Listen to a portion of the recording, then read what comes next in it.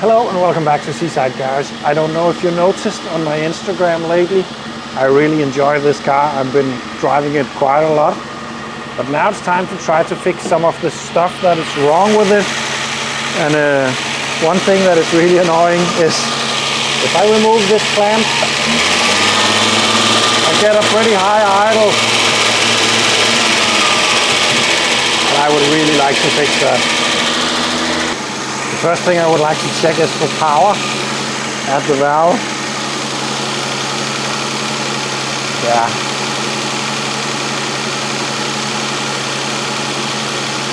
There's power at the valve at least. I don't know if it's showing the right amount, but there is power. So I'm gonna try to remove that valve and make sure it's not stuck, just to check the basics to begin with.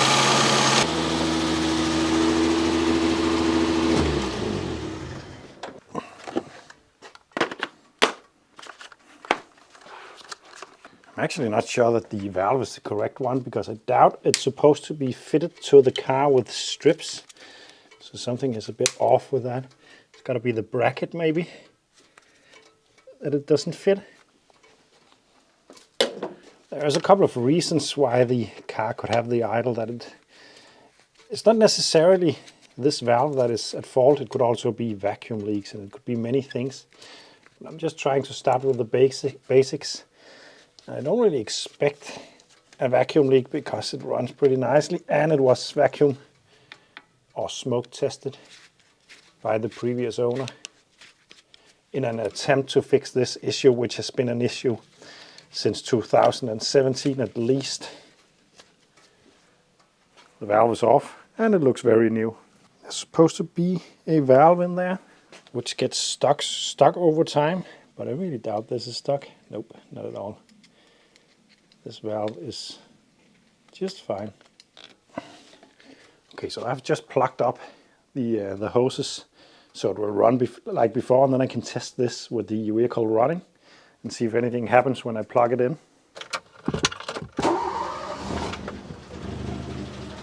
See what happens if I plug this one in.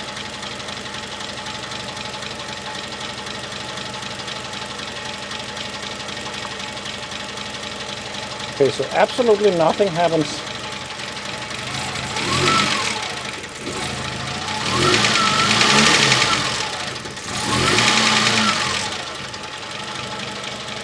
Maybe we actually are having some kind of signal issue.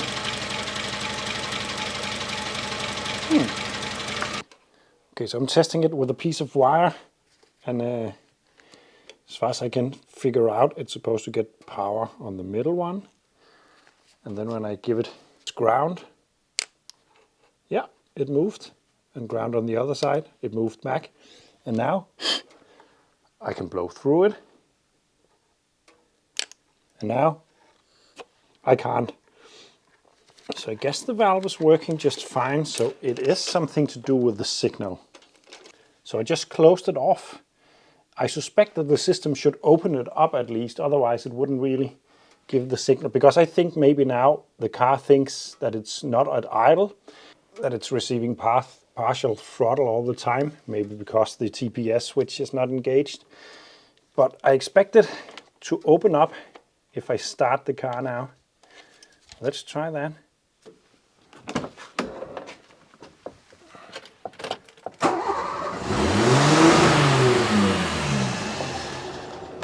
Yeah, that was a bit of a quick, yeah, it opened up. You didn't see that. I forgot to plug the one line, so I had to switch the car off very quickly because it was revving.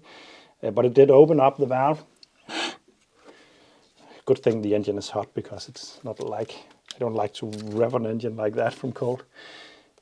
But this valve is working. It's doing what it's supposed to do, but it's not giving the signal to go into idle mode. That's the problem, I think.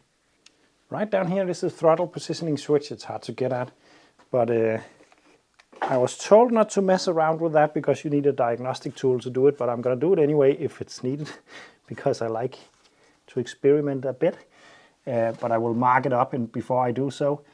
But firstly, I will try to unplug this and see if that makes any difference to the idle.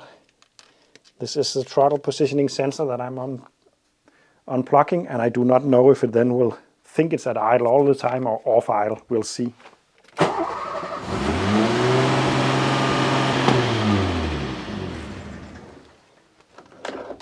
Off idle, I'd say. That was 2000 revs.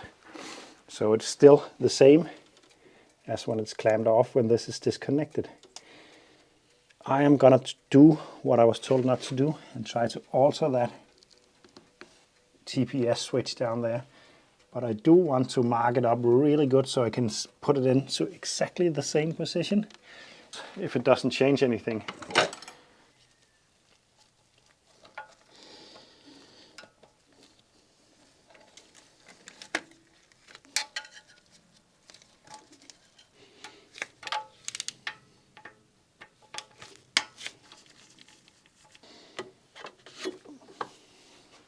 Okay, so now I have a clear look of the butterfly, and actually I can hear something clicking. It couldn't before, but there is something down there that clicks. But right there I get a click. I'm just gonna attempt to connect my multimeter to the connections on from the TPS switch or throttle potentiometer and just see if I can get a reading from it.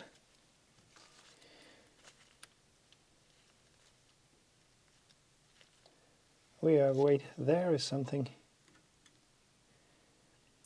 So it's open when the throttle is open. It's almost closed.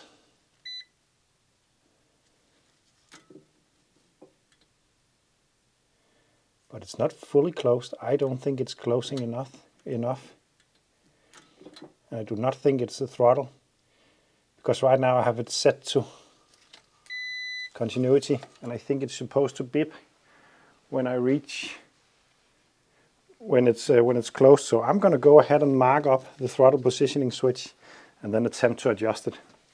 And what I'm talking about is this thing right there. You can see it's painted. And it's not something you're supposed to alter with, but I'm going to mark it up really good so I can get it completely back to same position in case this doesn't work. So I'm going to mark it up and loosen up the two balls and then turn this until I get a constant beep when the throttle is closed.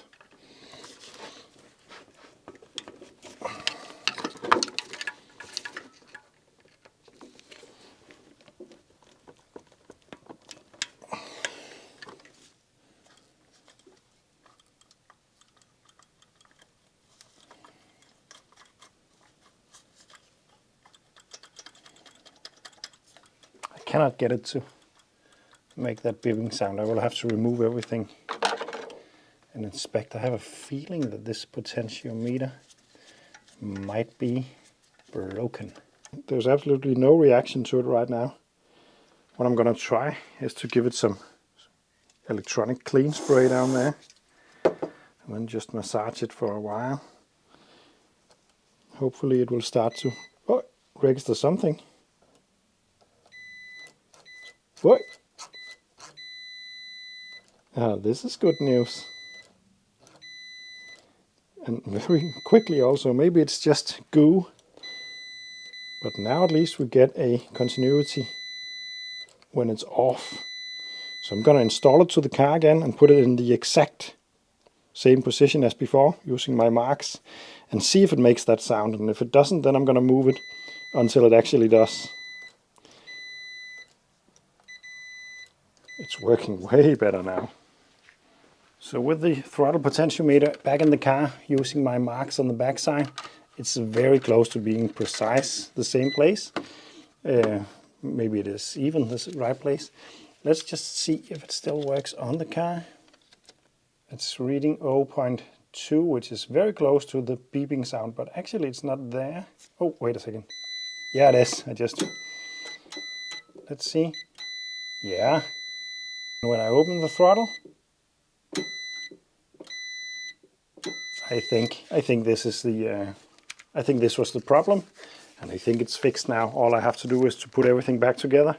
Unfortunately, I'm out of time, so I will have to continue this tomorrow, but I really have high expectation that this is going to work.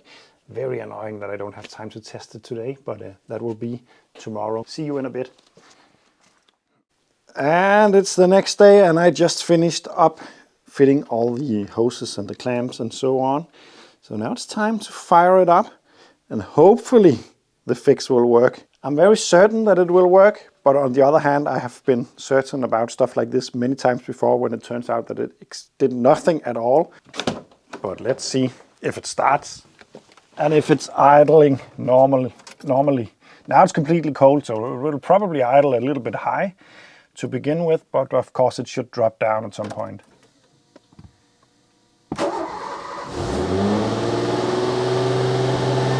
That's a high idle still.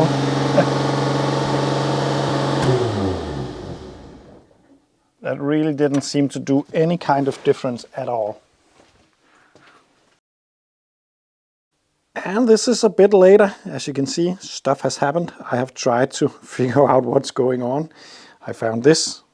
I thought it was the engine management. It wasn't. The engine management was over here. And then I actually got a comment on my channel a while back. The comment that I referred to earlier, the guy who told me not to touch this. I'm very sorry I did anyway, because I think he knows what he's talking about. I still think I did a good thing here because it was faulty. So even though it might not be exactly at the same position, it won't really matter much if it's not really working. So yeah, and it would be fun to get one of those Renault diagnostic tools, by the way. So if anyone have one lying around, I could use one. But I got this comment. Do not adjust, by the way. But he also wrote this down here. If the valve has been stuck for a long time, it could burn a little conductor thingy in the ECU. And take a look at this. This is the ECU. That looks very burnt. Remember, the car rides just fine with this ECU, so it's I'm actually going to put it back in so I can move the car. But I hope to find this part. I can read some of the numbers. S452 and 2. The lower numbers is, you can see part of the number is lying down there. 864 and 4 also, but maybe something is missing. I hope to find that piece so I can solder that in and get this idle system to work. But I will not be able to go any further today because I will have to figure out if I can get that part, and it will probably take a while to get. So I'm going to fit everything back together so I can drive the car out of here. It drives just fine with this clamp. It has done it since 2017, remember. So, and I fixed something and I found the problem. That's a good thing. Thanks for watching. Don't forget you can support me on Patreon and help me buy all the stuff that I need for stuff like this. And anyway, see you in the next one.